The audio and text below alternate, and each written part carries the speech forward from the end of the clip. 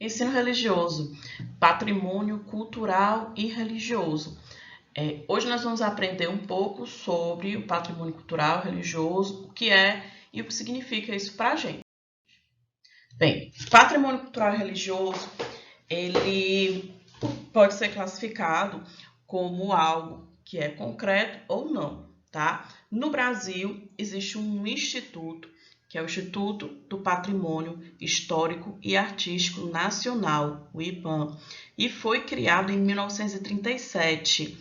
É responsabilidade desse instituto preservar, divulgar, fiscalizar os bens culturais brasileiros. Bens culturais a gente tem aqui tudo. É físico, prédios e peças, livros, produções artísticas em geral, tá? E esse instituto ele tem que garantir que esses bens eles sejam desfrutados pela geração atual, pelas próximas. Ou seja, tem que conservar para a gente ter acesso agora e para as pessoas que virão depois de nós, os nossos descendentes, também tenham acesso, tá?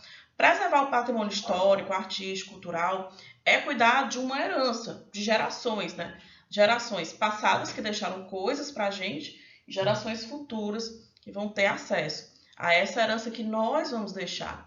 Desde a Constituição de 88, que foi a última Constituição feita, o último documento de lei máximo que foi feito no Brasil, a última Constituição é de 88.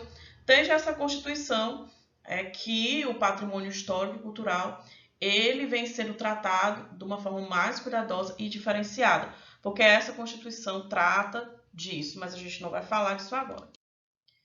Patrimônio cultural material. Como eu falei para vocês, patrimônio cultural ele pode ser algo concreto, como um prédio, um local, né, especificamente, mas ele também pode ser algo não concreto. O patrimônio material é aquele que é concreto. Ele está presente nas ruas, nos museus, nas igrejas, nas praças. No Brasil, é possível perceber a influência da religião na arquitetura das cidades antigas, porque, como vocês sabem, nós somos colonizados pelos portugueses e os portugueses, que eram católicos, trouxeram os padres, os jesuítas, né, pessoas da igreja para morar, para trabalhar, para educar as pessoas aqui no Brasil.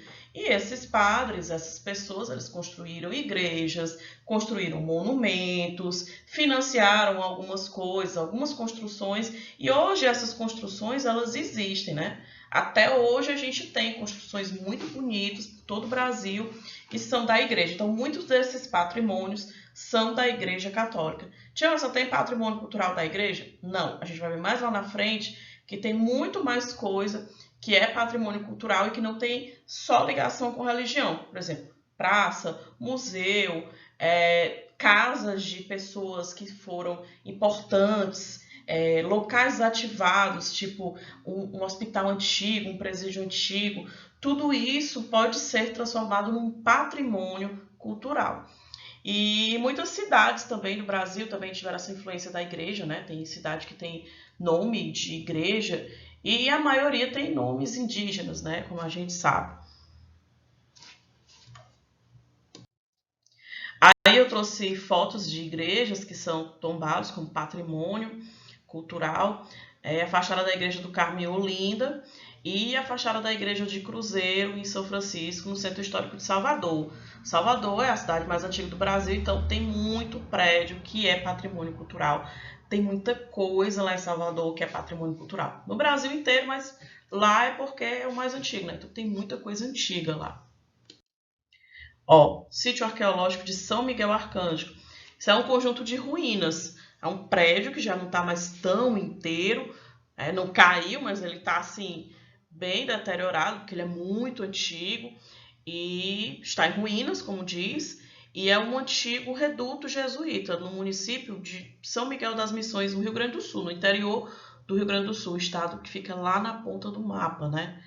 Então aí os padres moravam aí e hoje ele está em ruínas, mas ainda assim ele é preservado como um patrimônio cultural material do nosso país e está na cidade de São Miguel das Missões, no Rio Grande do Sul.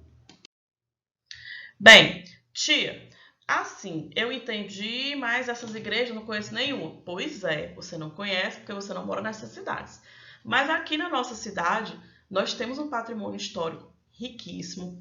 não só o patrimônio material, que é aquele concreto que eu falei para vocês, tem o imaterial, que é o que a gente vai ver na próxima aula. Fortaleza é uma cidade rica, o Ceará é um estado rico e vale muito a pena a gente conhecer. A dica é procurar na internet, mas eu trouxe para vocês alguns patrimônios que vocês provavelmente conhecem, ou moram perto, ou já passaram em frente, tá? Tem locais daqui, o Teatro José de Alencar, por exemplo, é um patrimônio histórico, cultural da cidade de Fortaleza. Tem locais em Juazeiro do Norte, se você for, tem igreja que é patrimônio, tem locais no Ceará inteiro, né, cheio de coisa bonita, preservada, cheio de cultura, e a gente seria bom conhecer, né? Então, a Aerolândia. Alguns de vocês moram na Aerolândia, moram próximo. Lá tem o mercado da Aerolândia. Lá tem carnaval, tem festa, tem forró. Pois então, gente, esse mercado ele é considerado patrimônio histórico-cultural de Fortaleza. O tombamento do imóvel, que a gente chama de tombamento, quando vai transformar em patrimônio, a gente vai tombar o imóvel. É por isso que o povo diz assim, você é tombada, quer dizer que você já é uma coisa histórica, culturalmente importante. Brincadeiras à parte, né? O tombamento desse imóvel como patrimônio histórico, ele foi formalizado em 2008, então já tem um tempo. Foi reformado, foi restaurado, e isso aí é do século XIX. Olha como essa construção é antiga. No final de 2015, depois da reforma, que ele foi entregue, né? E desde 2015 para cá, que ele é bem conservado. Eu lembro quando eu era pequena, que eu passava em frente, e ele era bem destruidinho, né? Assim, bem feinho. E aí, em 2008, eles começaram a reformar e agora ele está bem bonito, pintado, né? Teve festa, tem muita coisa que acontece lá no mercado, tá? E a proposta de lá é reunir a programação cultural, artesanato, gastronomia do bairro. Tem um outro mercado igual a esse, que é chamado de Mercado dos Pinhões, que é no bairro Centro, Praia de Iracema, assim, bem perto já da Praia de Iracema, que é igualzinho a esse daí, também é bem legal, tem muita programação cultural. Os dois são prédios históricos. E veja só, pode ser que você more aí bem pertinho de um imóvel que é patrimônio histórico-cultural da cidade. Outros patrimônios, Espelho de Água das Lagoas Messejana e Parangaba. Tia, Lagoa é patrimônio histórico? É sim. As lagoas da cidade, elas têm história, muitas coisas aconteceram ao redor das lagoas, tem o livro do José de Alencar, Iracema, para quem tiver interesse, né? Essa estátua aí, ela é baseada na Iracema do livro de José de Alencar, e ela se banha nas águas da Lagoa da Messejana. A Lagoa da Messejana, né, que hoje é muito famosa por conta dessa estátua, que é de 2004, essa estátua que vocês estão vendo aí. A Lagoa da Parangaba ela foi urbanizada no final do ano passado, tá mais bonitinha, também muito importante, né? Fizeram praça, colocaram ciclovias. No geral, gente, as lagoas elas são consideradas patrimônio da cidade e aqueles riachinhos pequenos, né? Eles também são importantes para o desenvolvimento da cidade. Igreja de São Pedro no Mucuripe, alguns de vocês devem morar perto, ou já passou em frente de ônibus, né? Tem aquela igreja que tem a cruz assim meio deitadinha. A igreja de São Pedro, ela basicamente aconteceu junto com a fundação do bairro, né? Ela é muito antiga. E é um local que foi marcado pela presença das famílias dos pescadores, das pessoas que fundaram o Mucuripe, os primeiros moradores do Mucuripe. Então é uma igreja histórica e é um patrimônio histórico-cultural da cidade de Fortaleza.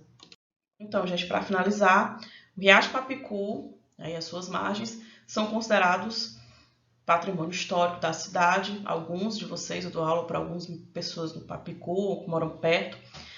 Vocês sabem que esse bairro, né, é muito disputado, tem muita construção. Se vocês perguntarem para os avós de vocês, eles vão lembrar de uma duna. Aqui tinha um morro, não tem mais. E por conta dessas construções particulares, por conta de mexer nas dunas, esse riacho ele sofreu um processo de agressão.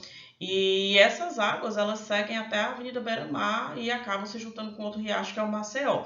Embaixo da rua, às vezes tem veios d'água, tem rios, pequenos rios, riachos, córregos. A gente não vê, mas eles estão lá, tá, gente? E a cidade, ela tem muito rio, riacho, lagozinhas pequenas. Se vocês andarem pela cidade, vocês vão ver. Quem tiver curiosidade de saber mais, é só digitar na internet a fonte aí, que é o Anuário do Ceará. Vocês vão ver vários patrimônios culturais materiais da cidade e do estado do Ceará, tá? E na próxima aula a gente vai ver patrimônio histórico e material, tá bom?